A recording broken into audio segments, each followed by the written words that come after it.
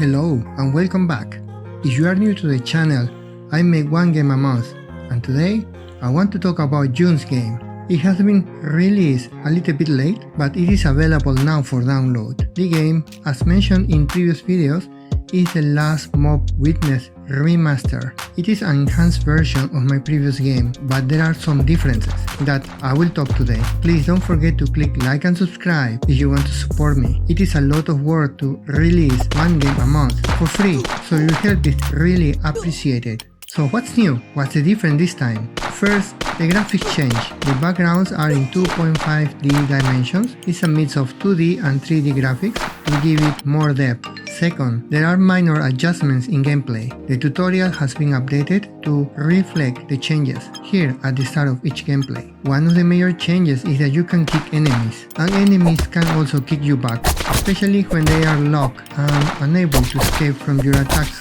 For example, they will try to kick you to gain some distance so they can extract you back. Also, there are a lot of animations. In the previous game, all was calculated and displayed by changing position of characters, so it was not very clear in many ways. Now you can clearly see the action. For example, reloading, kicking, punching combos, slashing enemies, stabbing them, throwing them, and much more. Because of that, I had to reduce the number of weapons, since the number of animation sprites went from just 1 in the previous game per character to more than 500 frames per character for all the different combinations. So there was a lot to learn and try to get it right. Another thing that was removed was the option to use enemies as shields. It was barely useful in the past because the enemies died too fast, leaving you without a shield after a couple of shots, making it very hard to protect yourself. So instead, the kick helps you gain some distance so you can come back faster. So these things alone, graphics, balancing, and different actions, took a little bit more than a month to finish. And that's why I released the June's game a few days ago. Hopefully you enjoyed it as much as I did. Please let me know in the comments below if you were able to finish it. The game is short and you should be able to finish it in an hour or less. It is not very demanding in resources, so anyone can play it. There are a lot of small tricks here and there to make it look better. Illumination adds a lot of mood, and in some levels blur also adds more cinematic view, like in the subway station. Now that this is enabled, I can use the same effects in future games. From programming point of view, I think I make a small mistake here and there, because I took the base code from the previous game and changed it to fit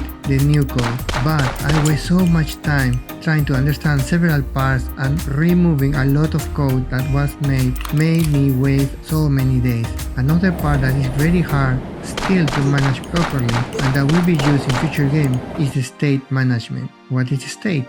Basically, it's one action, and I use one state per action. For example, walk, die, punch, kick. But if you have combination of those actions at the same time, it can become really tedious.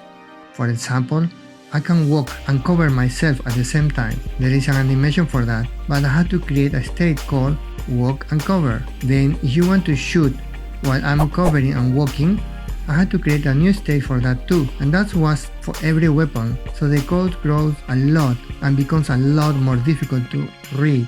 I have so many other ways to do it, but still I need to decide which one will be the easiest to do for my next game. So I wasted a lot of time creating so many combinations. That was one of the reasons that the number of weapons was reduced. In the past I had guns, submachine guns, rifles, hammers, cubes, and so on. If I had to keep all those, I would have to create at least 10 times more states to handle all the combinations. This is not the right way to do this. So my next game will solve that with a more simple and straight solution, but I'm still thinking which one is better. So what is my next game? I have a few ideas for the next one. I am between a card game, Metrovania, a survivor game, puzzle game. Well, I will share the exact game in the next video. And that's it for today. Please check the link below to download this game.